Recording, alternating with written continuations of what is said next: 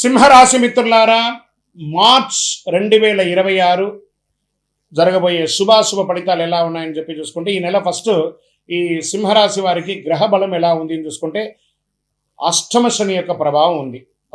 అదొకటి చూసుకోవాలి. తర్వాత గురు 10వ స్థానంలో ఉద్యోగం కీర్తి మీద కూర్చుంటారు.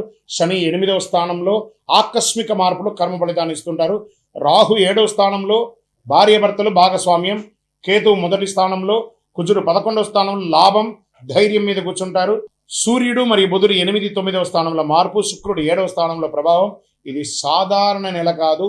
రాజసంగా ఎదగాలంటే అహంకారాన్ని తగ్గించాలి. మీకు రాజయోగం ఉంది, కానీ శని పరీక్ష పెడుతున్నాడు. అర్ధాష్టమ శనిలో నాలిక మీద కూర్చుంటున్నాడు. సింహరాశి మిత్రులారా, శని భగవానుడు జాగ్రత్త.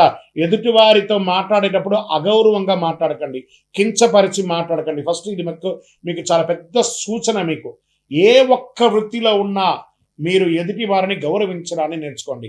సింహం అంటే రాజసం, కానీ దాన్ని మీరు తగ్గించుకోవాలి. ఆ రాజసాన్ని టైం బాగాలేనప్పుడు. 4 మెట్లు వెనక తగ్గడం వల్ల ఏం తగ్గిపోరు, కానీ ఇంకో 16 మెట్లు ముందుకెళ్ళడానికే ఇవన్నీ కూడా ప్రయత్నం. ఈ నెల మీరు ఉద్యోగం చేసేవాళ్ళు గురు 10వ స్థానంలో ఉండాల. పదోన్నతికి అవకాశాలు ఎన్నో రోజులుగా ప్రయత్నం చేసేది. ఉగాది తర్వాత అవకాశం ఉంది.